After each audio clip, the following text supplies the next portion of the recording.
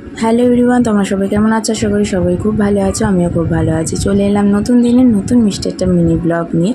যেহেতু মাঝখানে অনেক দিন মিনি ব্লগ দেওয়া হয়নি, সবই ক্লিপ নেওয়া রয়েছে, তাই তালেগুলো সব হয়ে গেছে। তাই তাল আর গোল মিলিয়ে চেষ্টা করছি যে ক্লিপগুলো একটু একটু পাচ্ছি সেগুলো তোমাদের সাথে শেয়ার করার। তো এর মাঝেই চলে গেছিলাম একদিন মেজমাসির বাড়ি।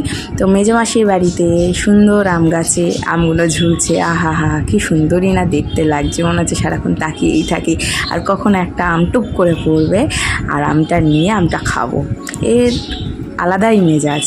এই আনন্দে আত্মহারা হয়ে আমার চ্যাংগায় উঠে পড়লো সিঁড়ি বেয়ে বেয়ে ছাদে আর ধরে নিয়ে উঠলো দীপ ভাইকে। দীপ ভাই চলো দেখি আম পড়েছে নাকি। ও মা, উঠতেই আমাকে দেখাচ্ছে, ও মা এই দেখো একটা আম পড়েছে, আমি আম নিয়েছি, এই আমটা দিয়ে আমি চাটনি করে দেবে মা, আমি চাটনি খাবো।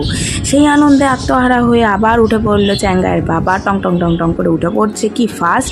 আর যাই হোক, চ্যাংগায়ের পাপা তো আর আম পেলো না, সেই গাছের ঝুলন্ত আমটা নিয়েই একটুখানি ফটোশ্যুট হলো। দেখো কি সুন্দর আম, কি সুন্দর গন্ধ, আহা হা হা। এই সুন্দর মুহূর্ত আমরা কাটিয়ে সেই দিনটা শেষ করে পরের দিনে চলে গেলাম। পরের দিন কোথায় গেলাম? পরের দিন ছিল একটা পৈতে বাড়ি, আমার শ্বশুর মশায়ের মামার বাড়ির তরফ থেকে। অনেক অনেক জটিল সম্পর্ক, আমি এত সম্পর্কের ডিটেলসে যাচ্ছি না। আমরা সবাই মিলে উপস্থিত হয়েছিলাম সেখানে। চ্যাংগাই ছিল, শাশুড়ি মা ছিল, বরমশাই ছিল, আমার যা ছিল, সবাই একসাথে অনেক আনন্দ হলো, অনেক গল্প হলো। সুন্দর সুন্দর মুহূর্ত কাটিয়ে আবার বাড়ি চলে এলাম। আর দেখাচ্ছি দাঁড়াও।